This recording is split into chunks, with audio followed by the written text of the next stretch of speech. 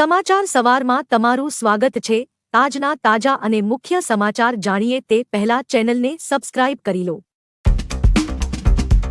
સાળંગપુર હનુમાનજી મંદિર પરિસરમાં ગુજરાતનો સૌથી મોટો રંગોત્સવ ઉજવાયો। 51,000 કિલો રંગથી સંતો અને ભક્તો દાદાના રંગે રંગાયા। સાળંગપુરમાં વિરાજિત શ્રીકૃષ્ણભંજન દેવ હનુમાનજી મંદિર ખાતે ગુજરાતનો સૌથી મોટો રંગોત્સવ ઉજવાયો હતો। આ ઉત્સવે હનુમાનજીના સિંહાસનને રંગબેરંગી ફૂલનો શણગાર કરાયો હતો તો કષ્ટભંજન દેવ હનુમાનજીને વિશેષ વાઘા પણ અર્પણ કરાયા હતા તો દાદા સમક્ષ સપ્ત ધનુષના 51,000 કિલો રંગ પણ દાદા સમક્ષ ધરાયા હતા। મંગળા આરતી પહેલાથી ભક્તોની ભીડ મંદિર પરિસરમાં જોવા મળી હતી। મહત્વનું છે કે મંદિર પરિસરમાં સંતો સહિત 1 લાખથી વધુ ભક્તો દાદાના રંગે રંગાયા હતા।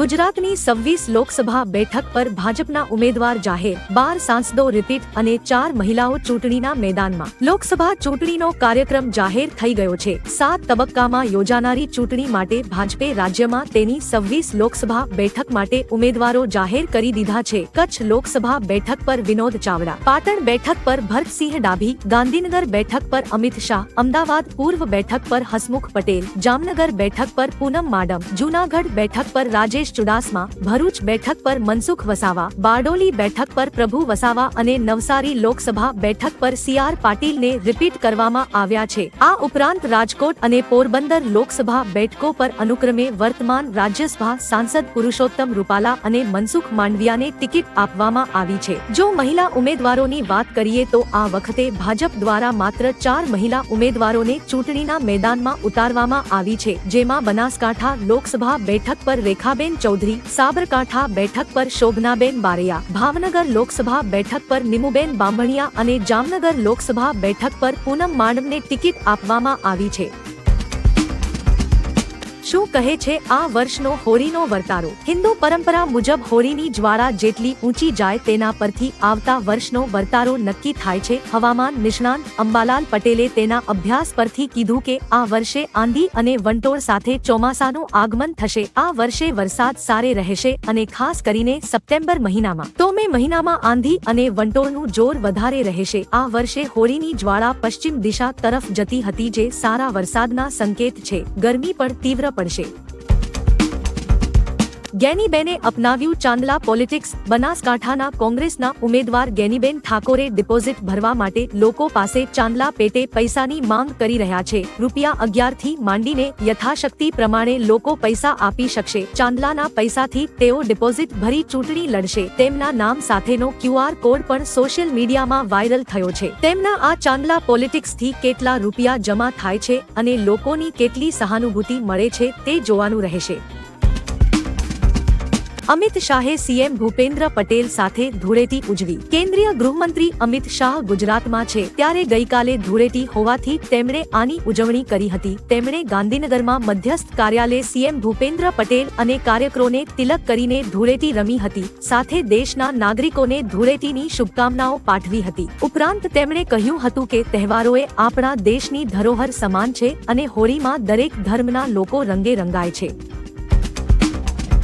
કોઈની લાગણી દુભાઈ હોય તો દિલથી માફી માંગુ છું। રાજકોટમાં એક કાર્યક્રમ દરમિયાન ભાજપના ઉમેદવાર પરસોત્તમ રૂપાલાએ રજવાડા બાબતે નિવેદન આપતા ક્ષત્રિય સમાજમાં રોષ ભભૂકી ઉઠ્યો હતો, જેના બાદ તેમણે કહ્યું કે કોઈની લાગણી દુભાતી હોય તો દિલથી માફી માંગુ છું। મારો કહેવાનો હેતુ આપણા રાજવીઓને નીચા બતાવવાનો નહોતો, તેમ છતાં મારા વિડીયો થકી કોઈની લાગણીને ઠેસ પહોંચી હોય તો માફી માંગીને આ વિષયને અહીં જ પૂરો કરવા વિનંતી કરું છું।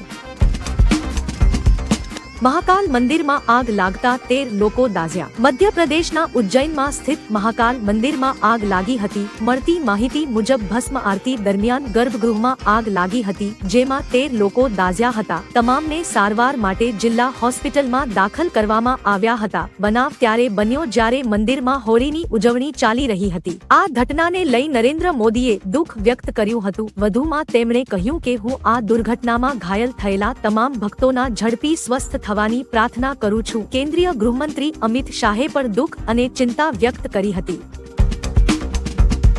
પશુપાલકો માટે સારા સમાચાર। અમૂલ ડેરીના ચેરમેન વિપુલ પટેલે ખેડામાં એક કાર્યક્રમ દરમિયાન જાહેરાત કરી કે આ વખતે પશુપાલકોને 525 કરોડ રૂપિયાનું બોનસ ચૂકવવામાં આવશે, જેને લઈને પશુપાલકોમાં ખુશી વ્યાપી ગઈ છે। આ ડેરીમાં 18,000 દૂધ મંડળીઓ સાથે 36 લાખથી વધુ ખેડૂતો સંકળાયેલા છે। તેમના માધ્યમથી રોજના 3.5 કરોડ લીટર દૂધ એકત્રિત કરવામાં આવે છે, તેમજ રોજના 150 કરોડનું પેમેન્ટ ડાયરેક્ટ બેનિફિટ ટ્રાન્સફરની સિસ્ટમથી કરવામાં આવે છે।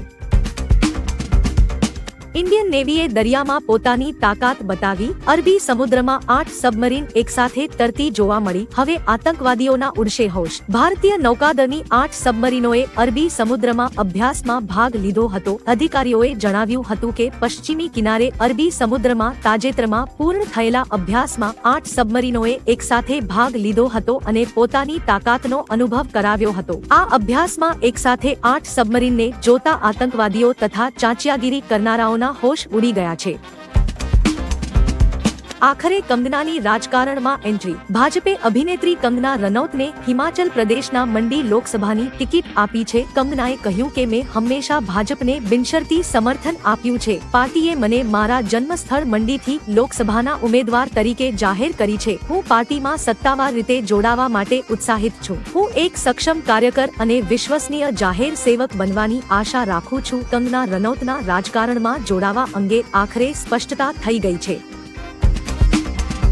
ઇન્ડિયા ગઠબંધન દ્વારા 31 માર્ચે રામલીલા મેદાન ચલો રેલીનું આયોજન કરાયું। વિપક્ષી દળોએ કહ્યું લોકશાહી બચાવવા માટે રેલી થશે। દિલ્હીમાં ઇન્ડિયા ગઠબંધનના નેતાઓએ 31 માર્ચે રેલીનું આહવાન કર્યું છે। કોન્સ્ટિટ્યુશન ક્લબ ઓફ ઇન્ડિયામાં યોજાયેલી પ્રેસ કોન્ફરન્સમાં વિપક્ષી નેતાઓએ રામલીલા મેદાન ચલોના નારા લગાવ્યા હતા। આપ નેતા ગોપાલ રાયે કહ્યું કે આજે આખી દિલ્હી છાવણીમાં ફેરવાઈ ગઈ છે। લોકોને અવરજવર કરવાની સ્વતંત્રતા આપવામાં આવી રહી નથી। આની સામે અવાજ ઉઠાવવામાં આવશે। લોકશાહીને ખતમ કરવાનું સીધું ષડયંત્ર છે। પ્રદેશ કોંગ્રેસ અધ્યક્ષ અરવિંદરસિંહ લવલીએ કહ્યું કે આજે દેશ પર ચોક્કસપણે ખતરો છે। રાહુલ ગાંધી પણ લોકશાહી બચાવવા લડી રહ્યા છે। 31 માર્ચે ઇન્ડિયા ગઠબંધનના તમામ પક્ષો તેમાં ભાગ લેશે અને વિરોધનો અવાજ ઉઠાવશે।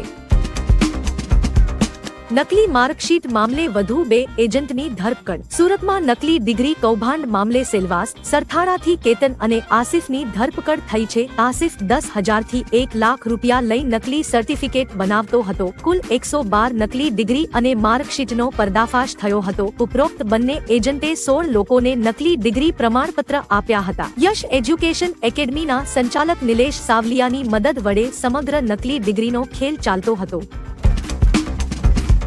સુરતમાં ગેસ રિફિલિંગ કૌભાંડ ઝડપાયું। સુરત જિલ્લાના કામરેજના પરબ ગામે જીઆઈડીસી વિસ્તારમાં ગેસ રિફિલિંગના કૌભાંડનો પર્દાફાશ થયો છે। દેવ સ્ટોર્સ અને માતેશ્વરી નામની દુકાનમાં ગેરકાયદે પ્રવૃત્તિ ચાલી રહી હતી। 14 કિલોના રાંધણ ગેસના સિલિન્ડરમાંથી 5 કિલોની બોટલો રિફિલિંગ થઈ રહી હતી। 22 ગેસની બોટલ અને વજન કાંટા સહિતનો મુદ્દામાલ કામરેજ પોલીસે જપ્ત કર્યો છે। સમગ્ર કેસમાં એકની ધરપકડ તેમજ બેને પોલીસે વોન્ટેડ જાહેર કર્યા છે। અમરેલીનો ગઢ કોણ જીતશે? 2019ની અમરેલી લોકસભાનું રિઝલ્ટ જોઈએ તો ભાજપના નારણ કાડિયાને 5,30,000 મત, જ્યારે કોંગ્રેસના પરેશ ધાનાણીને 3,27,000 મત મળ્યા હતા। નારણ કાડિયા 2 લાખ મતે જીત્યા હતા। આ વખતે બંને પક્ષે નવા ઉમેદવાર ઉભા રાખ્યા છે। કોંગ્રેસે જેનીબેન ઠુમ્મરને ટિકિટ આપી છે, જ્યારે ભાજપે ભરત સુત્રિયાને ગઈકાલે ઉમેદવાર તરીકે જાહેર કર્યા છે। ભાજપ તરફી રહેલી આ સીટ પર આ વખતે કોણ બાજી મારશે? ખાલિસ્તાની આતંકવાદી પન્નુએ કેજરીવાલ પર આરોપ લગાવ્યા। ખાલિસ્તાની આતંકવાદી ગુરપતવંત સિંહ પન્નુએ દિલ્હીના મુખ્યમંત્રી અરવિંદ કેજરીવાલ પર ગંભીર આરોપ લગાવ્યા છે। પન્નુએ કહ્યું કે 2014 અને 22માં ખાલિસ્તાની જૂથોએ આમ આદમી પાર્ટીને 133 કરોડનું ફંડ આપ્યું છે। બદલામાં કેજરીવાલે 1993ના દિલ્હી બોમ્બ વિસ્ફોટના આતંકવાદી આરોપી ભુલ્લરને મુક્ત કરવાની ઓફર કરી હતી। પન્નુએ એક વિડિયો જાહેર કરીને આ આરોપો લગાવ્યા છે। 1 કરોડ રોકડા સાથે કાર ચાલકની અટકાયત. શામળાજી નજીક રાજસ્થાનથી આવી રહેલી કારમાંથી 1 કરોડ રૂપિયાની રોકડ મળી આવી છે. કણસોલ ચેકપોસ્ટ પર પોલીસે બાતમીના આધારે તપાસ કરતા સફળતા મળી છે. ગુપ્ત ખાનામાં આટલી મોટી રકમ છુપાવવામાં આવી હતી. પોલીસે કાર ચાલક પર્વતસિંહની વધુ પૂછપરછ હાથ ધરી છે, જે રાજસ્થાનના સલુંબર તાલુકાનો રહેવાસી હોવાનું બહાર આવ્યું છે. રોકડ કયા હેતુ માટે લઈ જઈ રહ્યો હતો તેનો ખુલાસો ટૂંક સમયમાં થશે.